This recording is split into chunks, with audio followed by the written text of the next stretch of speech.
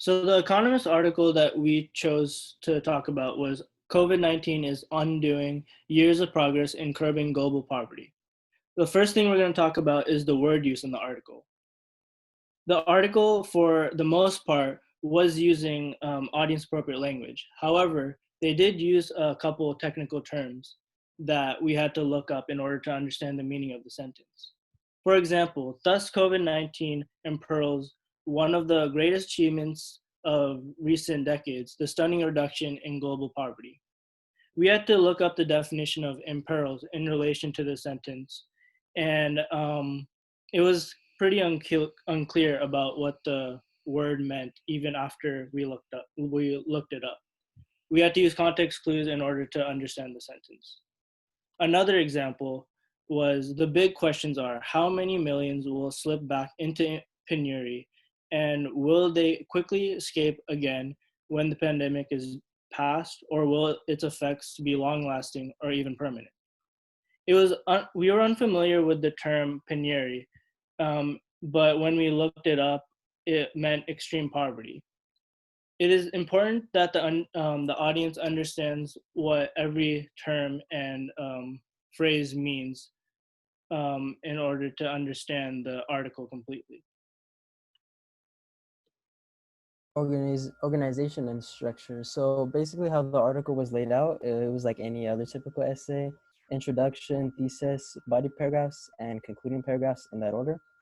And in the introduction, it started off with the story of Jane Kawahuma.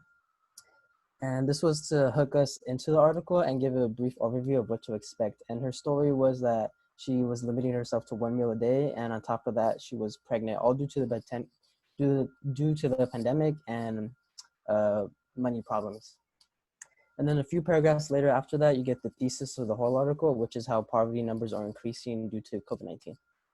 And then in the body paragraphs, you have evidence supporting the article's main point. And this was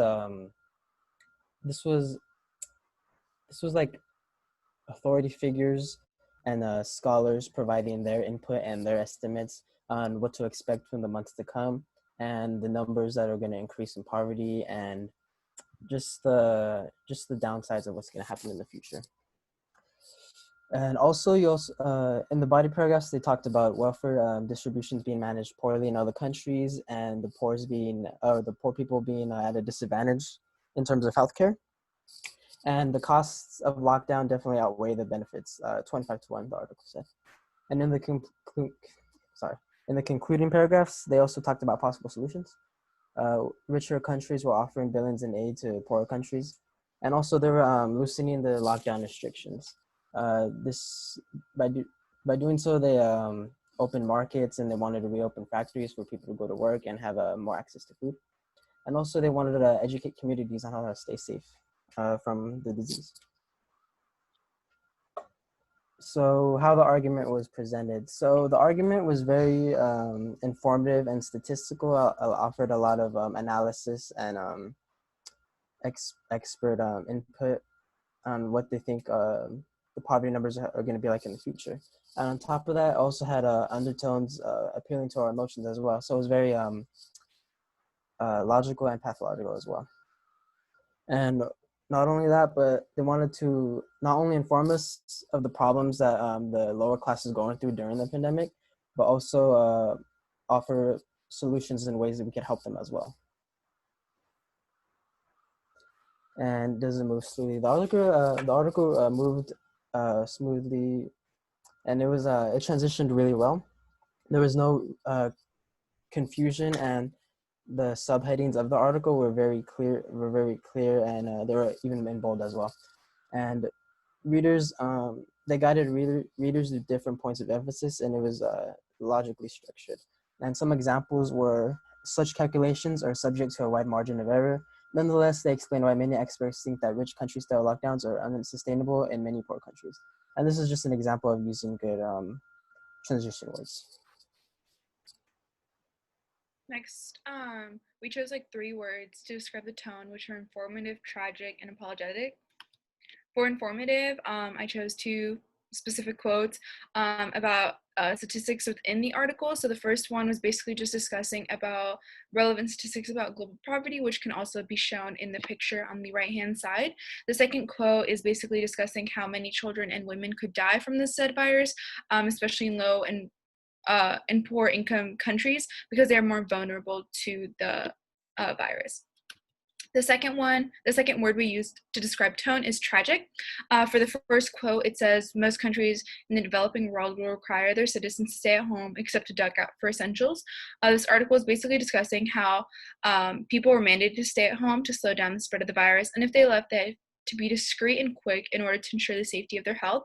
And I basically just imagined someone like sneaking out of their house in order to just make sure they were just quiet about it. And then the second quote was, he has no idea whether he will be able to pay for his daughter's next installment of school fees. So in the sentence right above it, it's basically stating how he had to choose whether to eat lunch or dinner in order to kind of like save more money. And it was basically this man who lost his job and no longer had income to pay for things such as school and food. And then the last word we used for tone was apologetic. So the first one was, yet international response has been very slow. So basically this, towards the end of the article, it was talking about how richer countries need to step in and aid those who were less fortunate.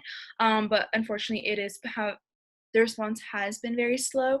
And then the second quote talks about how, as my like teammate talked about before about the pregnant lady, she used to pay to fill her jerry cans from a clean tap, but these days fetches water from a dirty well because it's free.